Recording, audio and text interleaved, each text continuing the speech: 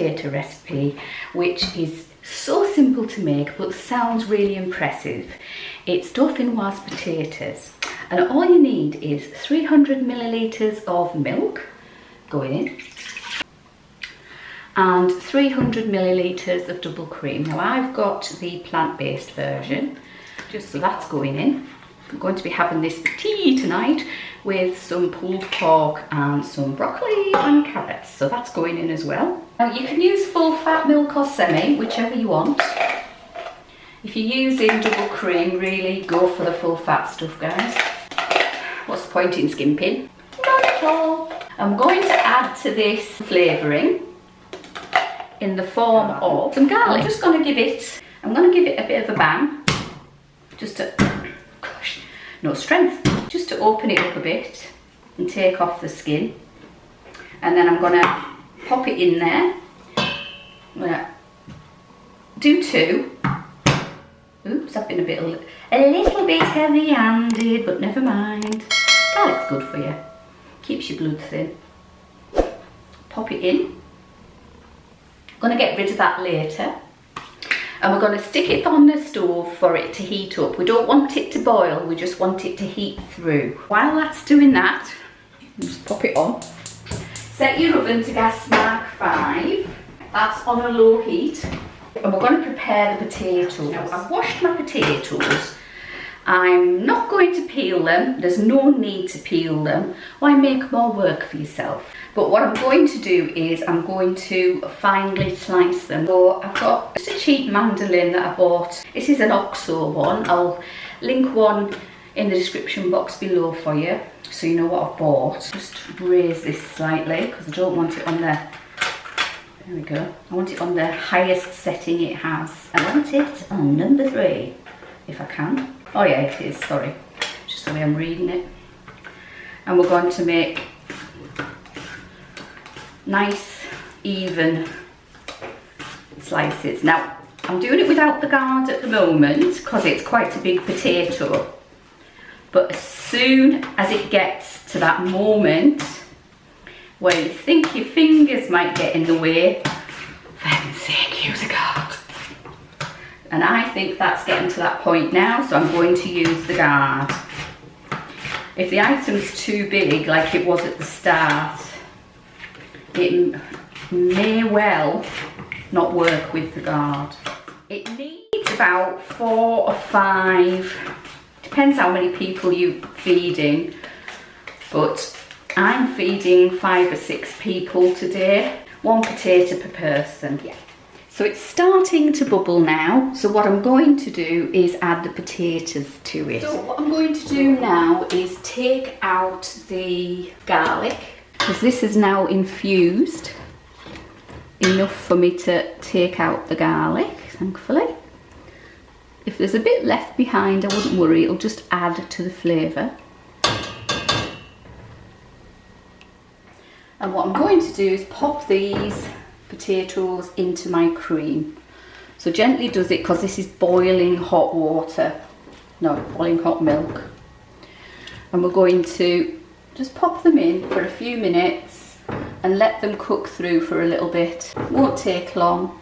If you feel like you've done too much and you don't want to put them in, which in this case I have done that, then just put what you haven't used in a bowl of water and you can use them at another time. So we're going to bring this to the boil now and let them cook for a minute or 2 until they're slightly soft. So after your potatoes have boiled in the pan for about 10 to 15 minutes, they start to soften a little bit. So what we're going to do is pop them into a dish. We're going to first of all grease our dish a bit. Now I've got some garlic oil here. I'm going to put a little bit in the bottom and then just rub it around with my nice clean hands that have been washed about 20 times. Give it a good rub all the way around your bowl. Make sure it covers everything. We don't want it to stick, remember.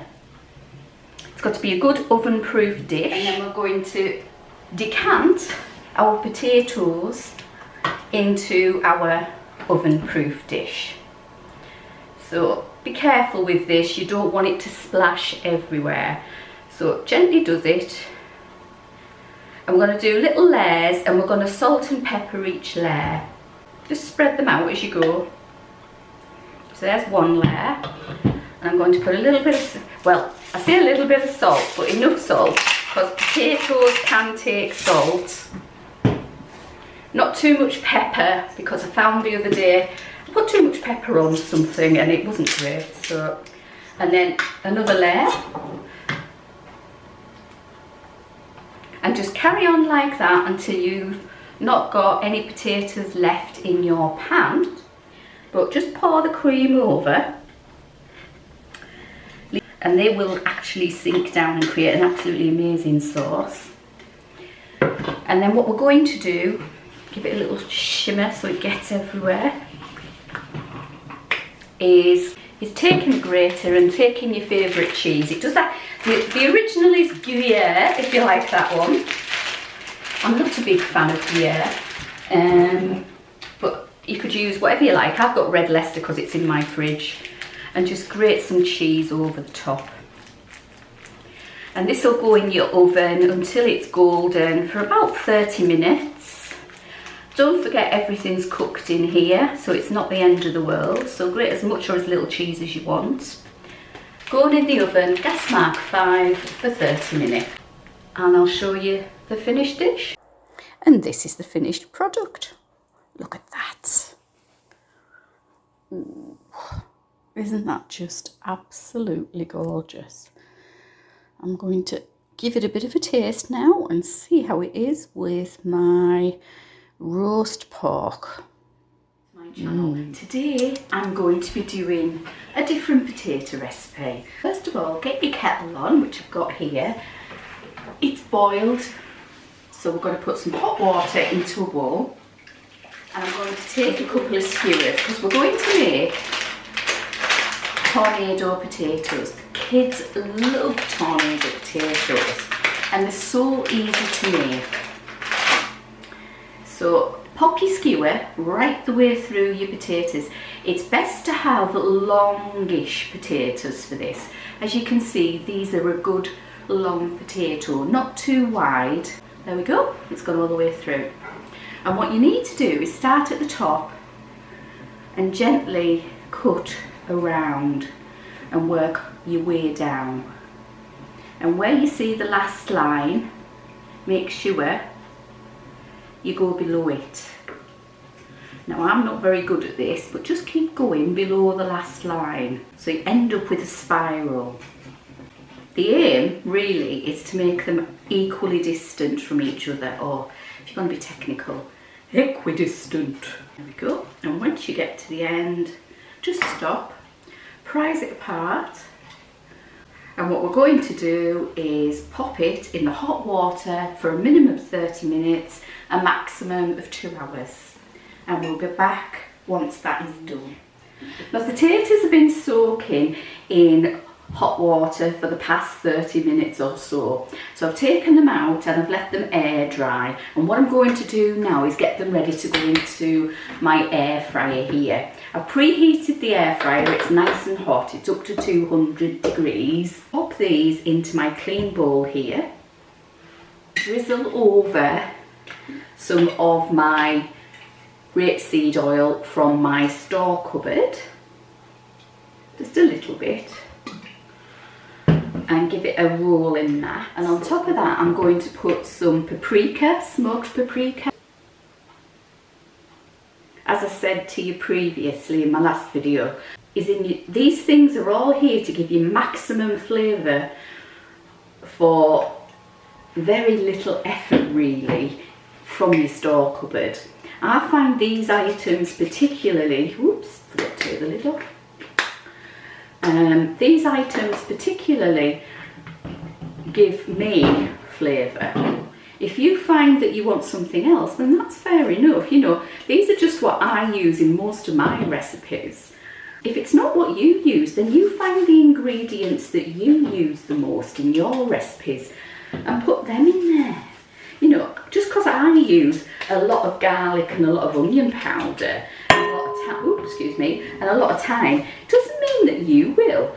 If you use coriander and I don't know what, curry powder, then you put that in yours. Coriander and cumin and curry powder, if that's what you use, you put that in there. Don't feel that you have to put in what I've got in mine. It's what works for you. Just make sure you put in what you're going to use. Right, now's the time to try to separate them a bit more, because we're going to try and make them like a concertina. And if we do this, we're going to try and rub the spices into the middles of these, and it'll make the potato even more crispy. What we've done by soaking them is try to get out the starches out of it, and that will help the potato to get a bit more crispy. Once you've got it to your liking, give your hands a wash, they're all dirty. Pop these into our air fryer, our preheated air fryer. In it pops. I'm going to cook these on 200, so pop it on. I'm going to air fry on 200. Now this does it automatically for 20 minutes, but we're going to do it for 20 to 25 minutes and start it. And we're back with you as soon as it's cooked. Our tornado potatoes are just about to finish, so what I'm going to do is have a look and see how they're doing. And oh my word, look at this. I have been checking them as we've been going along, and they are, well, amazing. So I'm just going to check them now to see if they are soft enough with a fork. Sorry everybody, but I couldn't get in my utensil drawer for a different type of fork, so I'm using a roasting fork.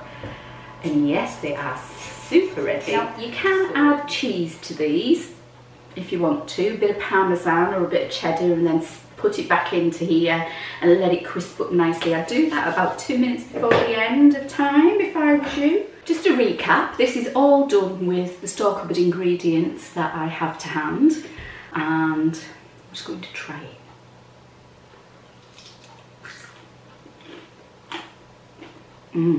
Lovely. Really nice. And what you usually do with these, I'm not going to do it right now because they are scorching hot, they've just come out the air fryer, is take them off the skewers and just serve them on the plate with whatever you want. Or you can use them as dips, put a dip on the side and eat them that way. And oh my god. So you can hear the crunch. If you want chilli on them, go right ahead, if that's your jam. But they are lovely. So to make scalloped potatoes, I'm going to do it in my crock pot. And what we're going to do is spray the inside of the crock pot so it doesn't stick first of all. Potatoes have a notorious habit of sticking to everything. Now you can also do this in your regular oven. So if you do it in your regular oven, it's gas mark for 180 degrees Celsius for about an hour and a half. But we're going to stick it in the crock pot because it's more economical. And what I've done is thinly slice some potatoes. There's about 1 kilo of potatoes here, and I'm going to put a layer on the bottom of my crock pot, and we're going to just a thin layer first of all to start off with. I've cut them with a mandolin because it's easier, just a handheld one. And I'm going to salt and pepper these. Nothing worse than unseasoned potatoes. And you do the same for your oven version. Salt and pepper, a little bit of parsley, not a lot. This is out of my freezer, this parsley. And a little bit of onion. Now it's up to you how much onion you put in. If you like a lot more, that's fair enough, you put a bit more onion in. But we're just aiming for a little bit of onion on each layer. And then again with the potatoes, make sure you cover the last layer up. Now these are called scalloped potatoes. They might be called something else where you are. Boulanger potatoes, I think, are they called in France. Correct me if I'm wrong down below. But they're made with just a very few ingredients, which is always good, in my opinion. And I haven't peeled these. It's up to you if you wish to peel them.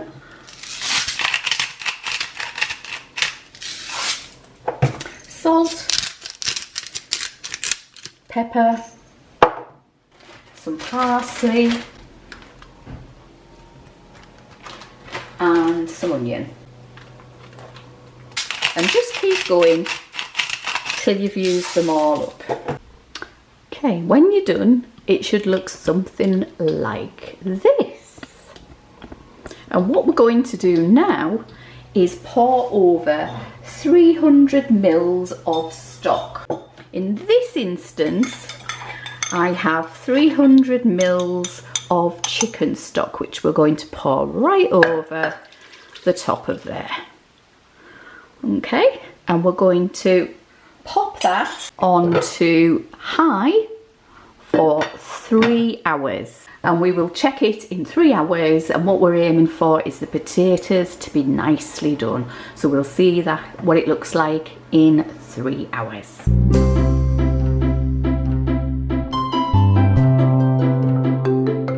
So I'm going to be making a salmon tray bake. So I've chopped up some red potatoes into big chunks, as you can see.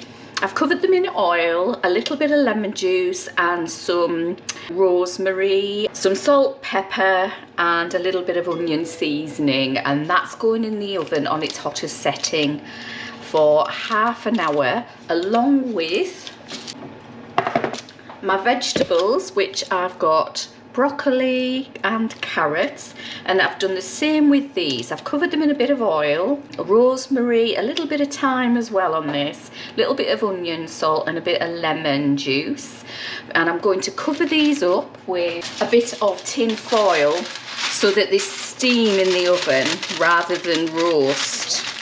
And what I've done to my salmon is I have put it in a tray with a little bit of water, as you can see, some salt, pepper, a bit of parsley on top and some lemon zest, and we're going to roast that covered again in the oven with the potatoes and the broccoli, and we'll see what it looks like when I'm finished. And this is the finished product. There you go. Lovely salmon, potatoes, broccoli and carrots, all lovely cooked. Only took half an hour in the oven. There you go. Enjoy.